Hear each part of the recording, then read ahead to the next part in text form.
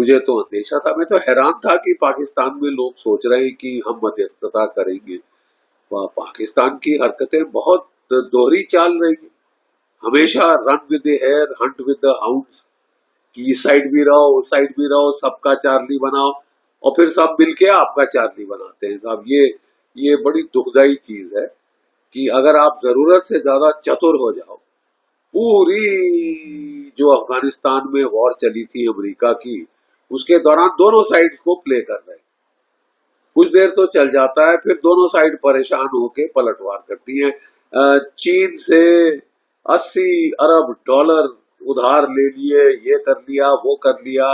60 अरब dollar आ रहे थे इनकी बेल्ट रोड इनिशिएटिव के लिए। 80% इनके आर्मी, नेवी, एयरफोर्स के हथियार चीन से। पलटी मारी डोनाल्ड ट्रंप उनके दुश्मन की गोद में। तो ऐसी हरकतें थोड़ा सा आपकी विश्वसनीयता कम कर देती। देखिए, मुझे शक है कि ईरान को लगा है कि पाकिस्तान दोगली चीजें कर रहा है। वो प्रिटेंड कर रहा है कि साहब वो ईरान के साथ है, वो पीस टॉक कराना चाहता है, लेकिन उसका सऊदी अरेबिया के साथ एक डील है कि आप सऊदी अरेबिया पे कोई हमला, पाकिस्तान पे हमला, मैं अपनी फौजें लेके मैदान जंग में कूद जाऊंगा। अभी तक तो हमको कूदते दिखे नहीं, लेकिन हाँ, वो जरूर करने की कोशिश कर रहे हैं मध्यस्थता कि हम अपनी टेरिटरी देंगे, यहाँ पे पीस टॉक्स हो, यहाँ पे वान साहब आए, बातचीत करें ईरान से, और हम दुनिया में चौधरी बने कि साहब हमने कराया। एक छोटी सी चीज जो है वो प्रॉब्लम है। क्या प्रॉब्लम है? जब भी डोनाल्ड ट्रंप साहब शांति की वार्ता करते हैं, वो हमले की तैयारी कर रहे होते हैं। ये 2025 पिछले साल बिल्कुल यही किया था। पीस टॉक करी, पीस टॉक चल रही थी, हमला कर दिया ईरान के ऊपर। इस साल फिर दोबारा दोहराया, पीस टॉक करी, नाटक किया, ड्रामा किया, और घातक हमला किया। यानी ये पूरा डिसेप्शन प्लान था कि ईरान इस झांसे में आ जाए कि साहब पीस टॉक हो रही, अभी हमला नहीं करे, और हमला कर दिया।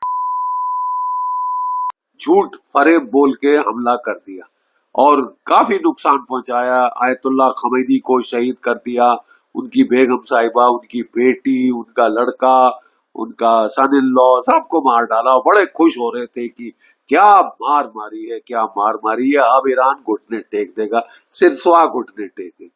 अब फिर वो कह रहे हैं कि साहब मैं पीस टॉक कर रहा हूं। प्रॉब्लम यह है कि उनका एक जो मिनी एयरक्राफ्ट कैरियर है त्रिपोली, एक क्रूजर, 2 डिस्ट्रॉयर के साथ जापान से चल के पहुंच गया है। कहां? जापान से चल के साहब पहुंच गया है गल। दूसरा जो बॉक्सर है वो 5 दिन में आना था। डोनाल्ड ट्रंप साहब ने कितने दिन के लिए सीज फायर मांगा? 5 दिन के लिए। Does it ring a bell? कितनी बार लोगों का चटक चार्ली बनाओगे यार? कितनी बार चार्ली बनाओगे आप? ये तो ईरान को लगा है कि साहब पाकिस्तान अब इसमें डिसेप्शन प्लानिंग का हिस्सा बन रहा। नेचुरली उनको ये चीज से तो बहुत चिढ़ आएगी, अच्छा नहीं लगेगा। और अगर उसका एक साइन है कि वो उनके टैंकर रोक रहे हैं, जबकि वो कह रहे हैं दोस्त मुल्कों के लिए कोई रोक नहीं है, सब जा सकते हैं, केवल दुश्मनों के लिए, अमेरिका इजराइल के लिए रोक है, और जो द्वेष लड़ाई में शामिल हो रहे हैं। तो क्या उनको लग रहा है कि पाकिस्तान डिसेप्शन प्लान में हेल्प कर रहा है कि वो अपना गार्ड डाउन करें और अमेरिका उन पे चोट पहुंचाए? क्या ये रोल है पाकिस्तान का? ये तो बड़ी खतरनाक चीज हो जाती है ना साहब।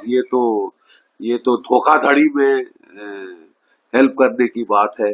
एक किस्म से पाकिस्तान कह रहा है कि साहब हम पीस टॉक करेंगे, और दूसरी ओर से साहब वो बालूचियों को सीआईए के हथियार पहुंचा रहा है। पहले ये भी अटकल लगाई जा रही थी कि उसने नूर खान बेच दिया है ड्रोन्स के लिए, रेकी फ्लाइट्स के लिए, वगैरह वगैरह। कंफर्मेशन नहीं आई है, लेकिन ईरान को शक बहुत है साहब, और ये शक हो सकती है, जस्ट मैं अंदाज लगाने की कोशिश कर रहा हूं कि ये शक इस बिना पे हो सकता है कि पाकिस्तान हमारा बेवकूफ बनाने की कोशिश कर रहा है, डिसेप्शन प्लानिंग में अमेरिका की सपोर्ट दे रहा है।